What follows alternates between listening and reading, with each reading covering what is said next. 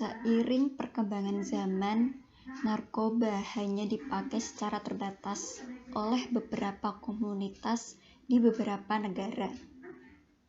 Obat-obatan ini digunakan untuk tujuan pengobatan, diresepkan para dokter, meskipun sudah diketahui efek sampingnya.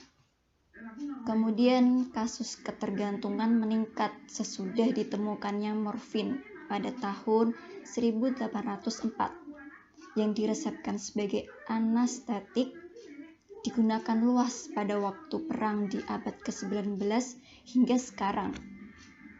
Dan penyalahgunaan narkoba di berbagai negara menjadi sulit untuk dikendalikan hingga saat ini.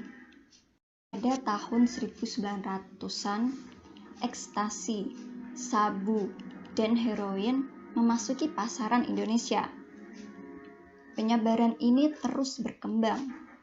Masalah penyalahgunaan narkoba di Indonesia telah meluas dan sangat mengkhawatirkan. Tidak saja di perkotaan, melainkan juga menjangkau di pedesaan.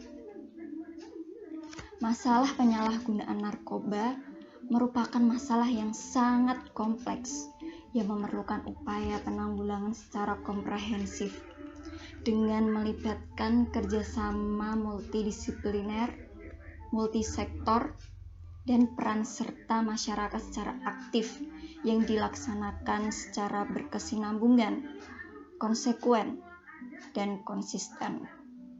Ditinjau dari jenisnya, ketergantungan narkoba merupakan penyakit mental dan perilaku yang dapat berdampak pada kondisi kejiwaan yang bersangkutan dengan masalah lingkungan sosial. Ditinjau dari jumlah kasus, walaupun tidak ada data pasti mengenai jumlah kasus penyalahgunaan narkoba, namun diperkirakan beberapa tahun terakhir jumlah kasus penyalahgunaan narkoba cenderung semakin meningkat. Bahkan jumlah yang sebenarnya diperkirakan sesuai dengan fenomena gunung es atau iceberg fenomena, di mana jumlah kasus yang ada jauh lebih besar daripada kasus yang dilaporkan atau dikumpulkan. Masyarakat secara umum memandang masalah gangguan penggunaan narkoba lebih sebagai masalah moral daripada masalah kesehatan. Mindset masyarakat terhadap penyalahgunaan narkoba, masyarakat belum mempunyai budaya untuk merehabilitasi secara sukarela karena stereotip bahwa keluarga yang kena narkoba merupakan sebuah aib. Masyarakat masih belum berani melapor karena takut ditangkap dan masih berpendapat bahwa pemenjaraan akan memberikan efek jera.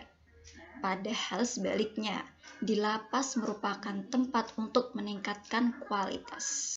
Secara empiris, penegak hukum masih memiliki budaya pemidanaan lebih menonjol dihadapkan dengan pemidanaan mengenai rehabilitasi.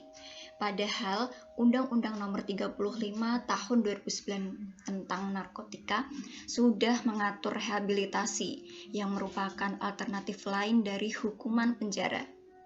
Dampaknya, lapas dan rutan mengalami over capacity, di mana 50% sampai 60% penghuni WBP atau warga binaan pemasyarakatan adalah kasus narkoba.